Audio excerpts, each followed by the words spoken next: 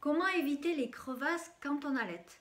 C'est certainement pas en appliquant une huile tous les jours sur vos mamelons dans l'espoir de les renforcer ou de les durcir.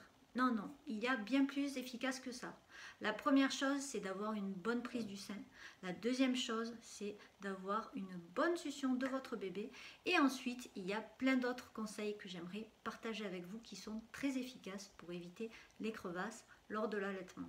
Mais avant ça, avant de poursuivre, j'aimerais vous inviter à cliquer sur le lien qui se trouve juste en dessous de la vidéo, car grâce à ce lien, vous allez recevoir tous mes conseils privés que je partage exclusivement à mes abonnés, mais aussi 5 fiches offertes extraites du pack Réussir mon allaitement facilement dès le début. Dans cette vidéo, j'ai préparé pour vous 9 conseils vraiment efficaces. Et le premier d'entre eux, c'est bien sûr celui qu'il faut appliquer. C'est la condition sine qua non pour réussir son allaitement et bien réussir les tétés. C'est celui qu'il faut suivre en priorité avant de suivre tous les autres conseils. C'est bien sûr de bien vous positionner pour allaiter votre bébé. Vérifiez que votre bébé a une bonne prise du sein. Et en troisième lieu, vérifiez qu'il a une bonne succion. Alors pour ça, j'ai créé pour vous des vidéos expressément à ce sujet. Elles devraient apparaître en haut en description. Ici, vous pouvez cliquer pour pouvoir avoir plus d'informations sur ce sujet. Mais c'est vraiment la base, c'est le B à bas pour réussir les tétés et ne pas avoir de crevasses. Le deuxième conseil est destiné aux mamans qui n'allaitent pas encore, les mamans qui sont encore enceintes et qui ont cliqué sur cette vidéo, qui souhaitent se renseigner en amont de l'allaitement. Il faut, je pense, qu'il est très important de créer votre projet d'allaitement. Grâce au projet d'allaitement, vous allez pouvoir demander un certain nombre de choses, avoir des revendications entre guillemets qui vont vous permettre d'améliorer les conditions de démarrage de votre allaitement. Par exemple, vous allez pouvoir demander à ce que votre allaitement soit prioritaire sur les routines hospitalières de l'hôpital ou de la clinique dans laquelle vous souhaitez accoucher. Les routines hospitalières sont pratiquées tous les jours sur les nourrissons lorsqu'ils naissent et ne sont pas forcément indispensables. Donc vous pouvez demander à ce qu'on donne priorité à votre allaitement et que les routines hospitalières soient faites après. Qu'est-ce que ça va vous apporter? Ça va vous permettre de bénéficier du moment le plus précieux de l'allaitement, c'est-à-dire la naissance, les premières 30 minutes ou la première heure qui suit la naissance, parce que c'est le moment où l'instinct naturel de votre bébé est vraiment à son maximum et donc il faut en profiter parce que c'est à ce moment-là qu'il risque le plus de réussir à bien prendre le sein. Donc si vous mettez en place un projet de naissance bien construit, vous allez pouvoir réussir votre première tétée plus facilement. En tout cas, vous allez augmenter grandement vos chances de réussite votre première tétée et il faut savoir que la première tétée est déterminante pour les suivantes. Donc c'est très important de réussir sa première tétée. Troisième conseil, et là il concerne surtout les mamans qui sont au début de leur allaitement, il s'agit d'utiliser la position qui s'appelle Biological Nurturing pour nourrir votre bébé. Il s'agit de la position qui est considérée comme la plus intuitive pour nourrir son bébé, tout simplement parce que vous lui donnez la possibilité de prendre le sein et de se mouvoir comme il l'entend parce qu'il est positionné sur vous et qu'il est libre de ses mouvements. Bien sûr, vous pouvez ne pas être à l'aise avec cette position et préférer une autre position. Donc libre à vous de choisir la position avec laquelle vous êtes le plus confortable. Mais en tous les cas, sachez que cette position est considérée comme la plus naturelle et la plus intuitive. Donc n'hésitez pas à la tester pour voir ce que ça donne pour vous.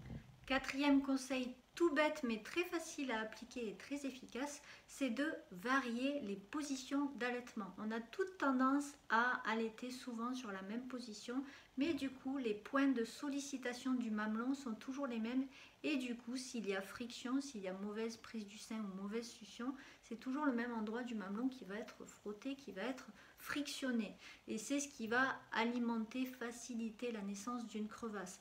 En revanche, si vous variez les positions, la sollicitation du mamelon va varier en fonction des positions et cela pourra réduire la possibilité de la naissance d'une crevasse. Par ailleurs, varier les positions d'allaitement vous permettra d'éviter d'avoir un canal lactifère boucher et vous serez moins exposé au risque de mastite.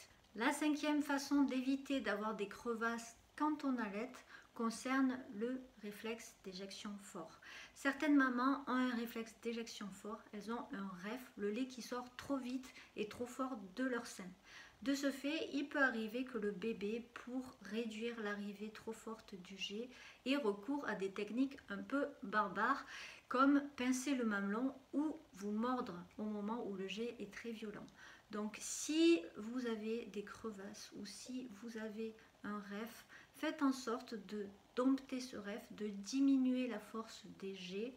J'ai fait pour vous une vidéo qui devra apparaître juste en haut sur justement le fait de dompter le REF et d'apprendre à l'apprivoiser.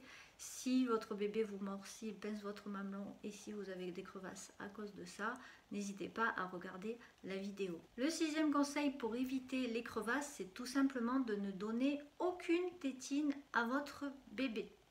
Les tétines comportent un risque, on appelle cela le risque de confusion sein-tétine.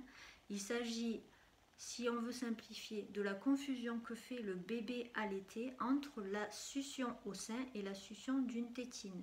Un bébé allaité peut être exposé au risque de confusion sein-tétine en suçant une tétine toute simple, classique, en suçant un bout de sein en silicone lorsque la maman utilise ce bout de sein pour allaiter ou lorsque la maman lui donne son lait maternel dans un biberon ou un lait industriel dans le biberon en complément de l'allaitement. Le bébé peut s'habituer à cette façon de sucer au niveau du biberon par exemple et peut avoir tendance à reproduire cette succion au sein alors que la succion au sein est beaucoup plus complexe et les mouvements ne sont pas les mêmes. Du coup, il peut y avoir un risque de confusion sein-tétine qui entraîne lui aussi des crevasses parce que la succion sera mauvaise, tout simplement. Mon septième conseil pour éviter les crevasses, c'est tout simplement d'être attentive et de sentir quand vous avez une certaine sensibilité au niveau de vos mamelons. Il ne faut pas attendre d'avoir des douleurs pour intervenir. Dès que vous sentez que vous avez une sensibilité au mamelon, c'est qu'il y a un problème. Il faut essayer de corriger le problème immédiatement. Le huitième conseil concerne l'hygiène des seins. N'exagérez pas avec les lavages au savon. Une douche quotidienne suffit. Un lavage excessif peut supprimer les substances protectrices de la peau. Votre épiderme se trouve fragilisé et la capacité d'hydratation naturelle de vos seins réduite.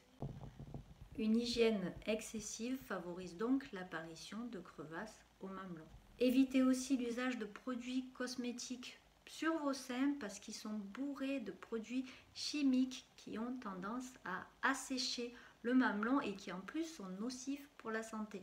Neuvième et dernier conseil, faites appel au pot à pot. Le pot à pot, c'est lorsque vous mettez votre bébé directement en contact avec votre peau.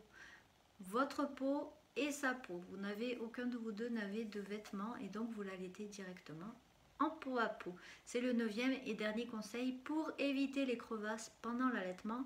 J'ai fait pour vous plein d'autres vidéos sur les crevasses, n'hésitez pas à aller les voir, elles devraient apparaître sur le côté de l'écran. Moi de mon côté je vous dis à bientôt dans une prochaine vidéo. Bon allaitement à toutes, ciao ciao.